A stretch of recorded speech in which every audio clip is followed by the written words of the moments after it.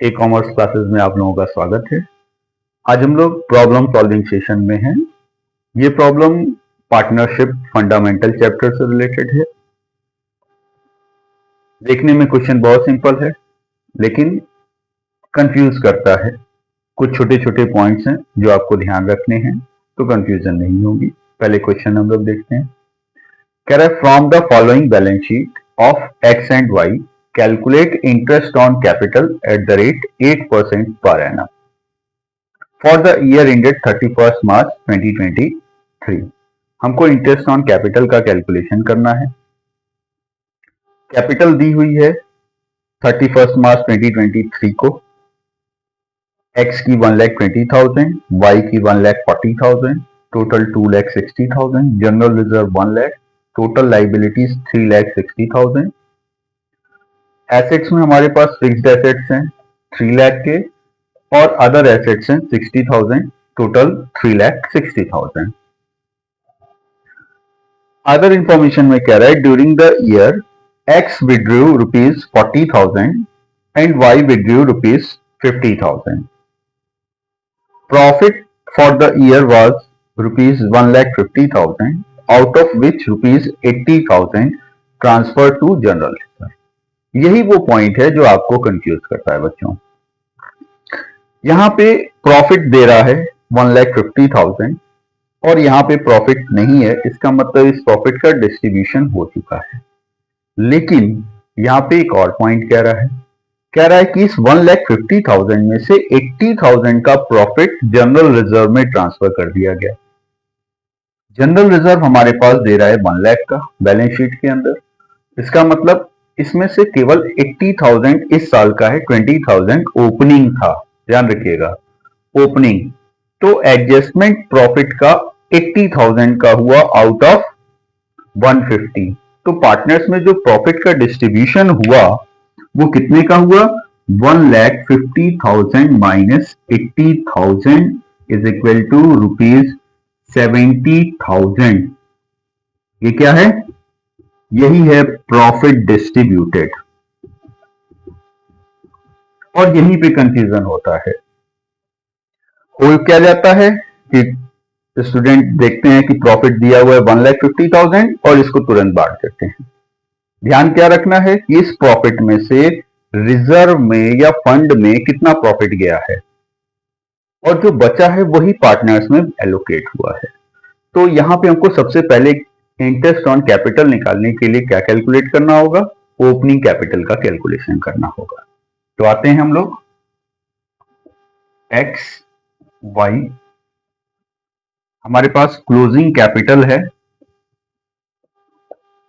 कहां से मिलेगी? बैलेंस शीट से मिलेगी। 1,20,000 एंड 1,40,000। क्लोजिंग कैपिटल से ओपनिंग कैपिटल का कैलकुलेशन है। तो क्या करेंगे? इस कैलकुलेशन में आपको ड्रॉइंग प्लस करना है और प्रॉफिट माइनस करना है। कोई एडिशनल कैपिटल है तो वो भी माइनस करनी है, तो हमको ओपनिंग कैपिटल मिल जाएगा। तो सबसे पहले इसमें हम क्या करेंगे? ऐड करेंगे। क्या ऐड करेंगे? ड्रॉइंग। एक्स की ड्रॉइंग कितनी है? कह रहा है कि 40,000 विड्रॉ कर रहा है और y 50,000 विड्रॉ कर रहा है। तो y में से 50,000 माइनस कर दीजिए। कितना बचा? 80,000 और यहां पे 90,000। अब इसमें हम लेस करेंगे। क्या लेस करेंगे? प्रॉफिट का वो पोर्शन जो डिस्ट्रीब्यूट किया गया है। तो कितना डिस्ट्रीब्यूट किया गया है? अभी हमने कैलकुलेट किया था कि 1,50,000 था, इसमें से 80,000 तो रिजर्व में अभी भी बचा हुआ है अनडिस्ट्रीब्यूटेड। तो बाटा कितना गया? केवल और केवल 70,000। तो 70,000 को ही हम डिस्ट्रीब्यूट करेंगे। 1,50,000 माइनस 80,000, तो 70,000 आया। इसी का डिस्ट्रीब्यूशन करना है। अब प्रॉफिट जब भी डिस्ट्रीब्यूट होगा तो प्रॉफिट शेयरिंग रेशियो में होगा। तो अगर हम क्वेश्चन देखें तो हमको कहीं प्रॉफिट शेयरिंग रेशियो दिख नहीं रहा। इसका मतलब प्रॉफिट शेयरिंग रेशियो नहीं है। अगर प्रॉफिट शेयरिंग रेशियो नहीं रहता है तो उसको इक्वल मानते हैं हम। तो यहाँ पे दो पार्टनर हैं एक्स एंड वाई, तो इसका मतलब रेशियो क्या हो गया 1:1। तो प्रॉफिट 1:1 में डिस्ट्रीब्यूट होगा। तो 70,000 को डिस्ट्रीब्यूट आपको करना है 1:1 में, मतलब 35,000 और 35,000। अब आपके पास बचा कितना,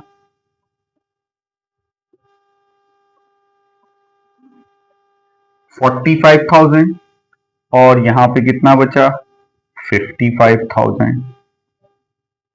ये जो 45,000 और 55,000 आया, यही आपके लिए क्या है ओपनिंग कैपिटल। अब हमको ओपनिंग कैपिटल मिल गई।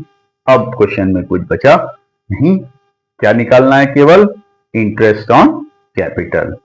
तो इंटरेस्ट ऑन कैपिटल निकाल लेते हैं।